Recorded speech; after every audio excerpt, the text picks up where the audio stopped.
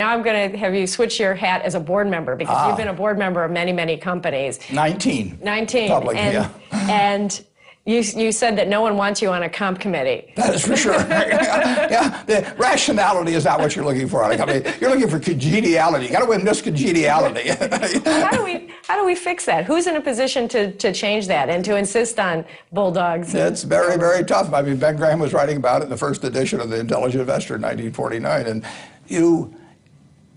the best way to affect the behavior of board members really is to embarrass them. I mean, as a practical matter, you know, they're sitting there getting $200,000 or $300,000 a year, and it's a social experience, and they enjoy the people they interact with, and they get taken on trips and all that sort of thing, and so they're not going to rock the boat in virtually any case, but they don't like to be embarrassed, and that's why the press is enormously useful. It's amazing what things have happened after stories have appeared in the press. And institutional investors, if you had the top 5 institutional investors, and when they saw something outrageous, the 5 of them spoke together, and they didn't do it too often. I mean, it really had to be outrageous.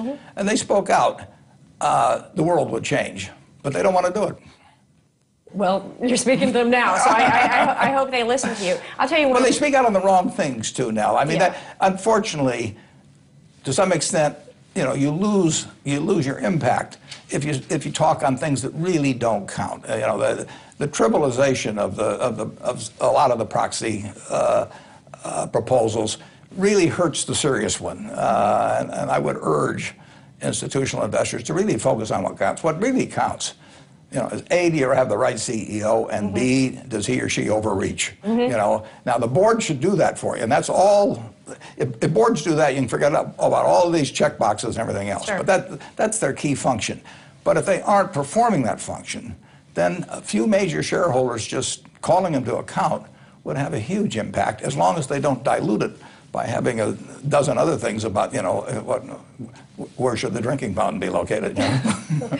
Well, a part of the problem with that is that the SEC rules make you go through this sort of serpentine process, and it's hard to address them more directly. I hope that the financial reform legislation will change that. But I think you can. I don't think you actually have to. I mean, the proxy is obviously one way, but I think if there were the top 5 in terms of managing money, if they would speak as one voice on outrageous things, through ads, or they can call a press conference. I mean, they get plenty of attention as long as they don't do it too often and on the wrong things. Right. And if they would just come out, and 5 of them would sit in a room representing, I won't, you know, we'll name the names, but you know them, and they would just say, this is outrageous, and why?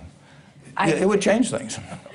I like your idea about how to make audit committees work more effectively. You say, what are the questions that audit committees should ask? Well, I came up with these 4 questions, which I'm not going to be able to repeat because I didn't looked at it for a long time, but I've been on a number of audit committees, and I've been on some audit committees where I found out later that some really bad things had been done by the auditors in conjunction with the management. The auditors really worked for the management, and they were more worried about it. I'll put it this way, they were more worried about offending the management than they were about offending the audit committee, and sometimes we didn't know the right questions to ask. So there's 4 questions. These get asked of the Berkshire Hathaway auditor by our audit committee each time, and one of the questions, the most important question, is if the auditor had been responsible for preparing the financial statements himself, would he have done it in the same way? And if not, what changes? Were there any activities that resulted in the movement of expenses or income from one quarter to the next, whether allowed by accounting or not? You know,